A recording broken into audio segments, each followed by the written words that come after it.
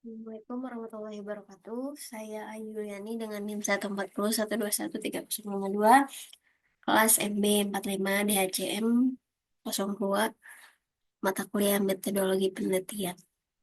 Di sini saya akan mempresentasikan hasil kerja eh, saya selama satu semester dari bab 1 sampai bab 3 dengan judul Pengaruh Lingkungan Kerja dan Kepuasan Kerja terhadap Intention to Stay, studi kasus generasi Z di Kabupaten Karawang. Kita lanjut ke bab 1. Nah, untuk di bab 1 ini ada pendahuluan di poin 1.1 ada gambaran objek penelitian. Karena objek penelitiannya generasi Z, maka isinya adalah tentang generasi Z.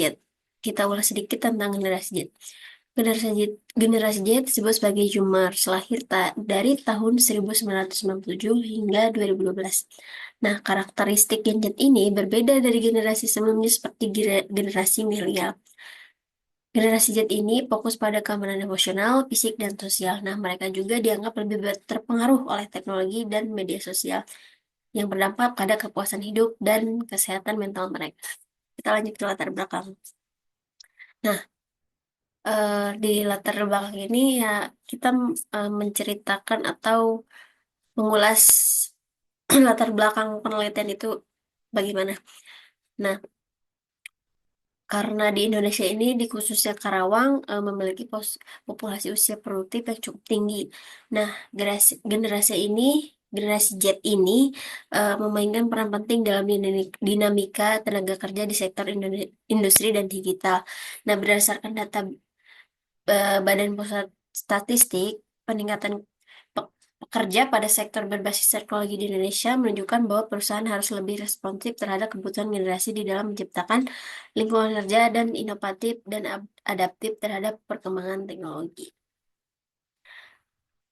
Nah, di era globalisasi ini eh, dan kemajuan teknologi saat ini, perusahaan Indonesia, terutama wilayah industri seperti Karawang, harus memperhatikan kepuasan kerja karyawan dan lingkungan kerja untuk mendukung niat bertahan generasi Z. Ini sumbernya dari Ahmad et al. Oke, kita lanjut. Nah, ini untuk gambar presentasi penduduk Indonesia tiap generasi. Generasi Z itu menduduki peringkat pertama dari 270 270.020 juta penduduk Indonesia. Mayoritasnya sekitar 74.000 juta orang, eh, dan generasi Z ini memperingat mem- memposisikan pada paling tertinggi. Nah, ini untuk gambar jumlah penduduk Kabupaten Karawang tahun 2024. Dalam gambar ini, penduduk Kabupaten Karawang diperkirakan mencapai 2,57 juta pada tahun 2024. Nah, angka ini lebih tinggi dari Desember 2021 dan meningkat dari 2023. Nah, ini untuk jumlah penduduk menurut umur di Kabupaten Karawang.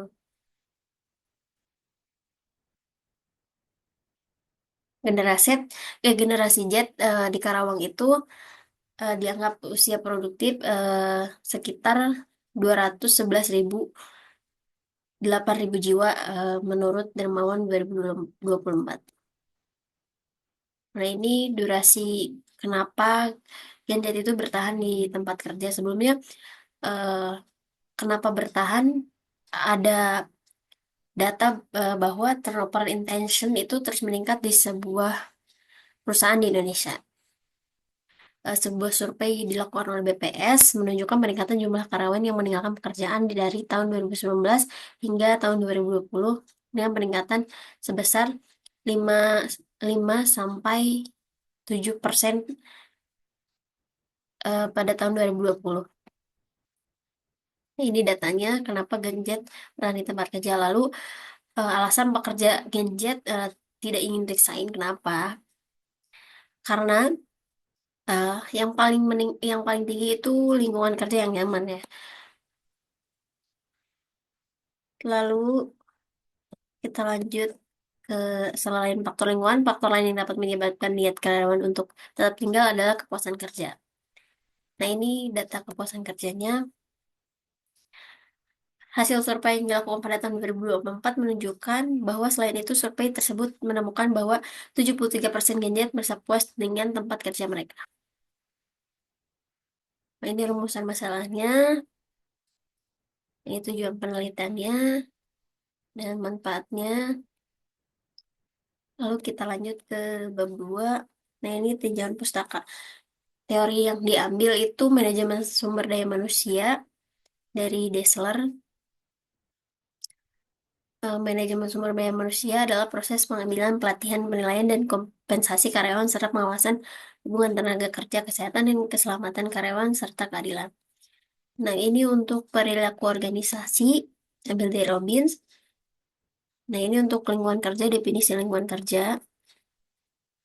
Nah, itu untuk dimensinya itu mengambil dari Sedar Mayanti dari tahun 2017 buku. Pertama itu ada lingkungan kerja fisik dan yang kedua itu ada lingkungan kerja non fisik. Nah, ini untuk kepuasan kerjanya, ini definisinya, ini dimensi dan indikatornya. Menurut Robin, itu ada pekerjaan itu sendiri, ya juga ada gaji atau kompensasi, promosi, atasan, rekan kerja, dan lain-lain. Nah, untuk Widianti itu sama, gak jauh-jauh dari seperti Robbins. Jadi untuk intention to stay ini ada definisinya. Nah, ini ada dimensi dan indikatornya. Ini ada keterikatan antara variabel. Keterikatan lingkungan kerja terhadap intention to stay, keterikatan kepuasan kerja terhadap intention to stay, dan keterikatan lingkungan kerja dan kepuasan kerja terhadap intention to stay. Kita lanjut ke penelitian terdahulu. Eh, saya mengambil 26 penelitian terdahulu. Ada nasional dan internasional. Nah, eh, untuk kerangka pemikirannya saya ambil dari lingkungan kerja itu dari Sedar Mayanti. Nah, untuk kepuasan kerja itu ngambil dari Robin and Jude. Nah, untuk intention to stay ngambil dari Kimi dan Purba. Nah, ini untuk kerangka konseptualnya. Nah, ini untuk hipotesisnya. Jadi H1 kepuasan kerja berpengaruh positif dan signifikan terhadap intention to stay pada generasi Z. Dan H2 lingkungan kerja berpengaruh positif dan signifikan terhadap intention to stay. Nanti untuk bab tiganya jenis penelitian ini eh, kuantitatif ya. Nah, ini untuk karakteristik penelitiannya. Dan untuk penjelasan variabel variabel operasionalnya ada independen dan dependen. Ini sesuai indikator masing-masing dimensi. Nah, untuk skala pengukuran itu pakai skala Likert. Dari sangat setuju, setuju, cukup setuju, tidak setuju, sangat tidak setuju. Kemudian dari Sugiono. Nah, ini untuk tahapan penelitian. Nah, untuk populasi itu, eh, populasi ini berfokus pada generasi Z yang bekerja di Kabupaten Karawang. Nah, untuk sampelnya, penelitian ini menggunakan metode purposive sampling diterapkan sebagai bagian dari strategi teknik dan probability sampling. Nah, ini untuk populasinya mengambil 205 populasi. Pengumpulan datanya menggunakan kuesioner, sumber datanya data primer dan data sekunder. Uji validitasnya menggunakan korelasi person product moment. Untuk uji reliabilitasnya eh, menggunakan perangkat lunak Smart s 3. Nah, untuk teknik analisis data itu analisis deskriptif.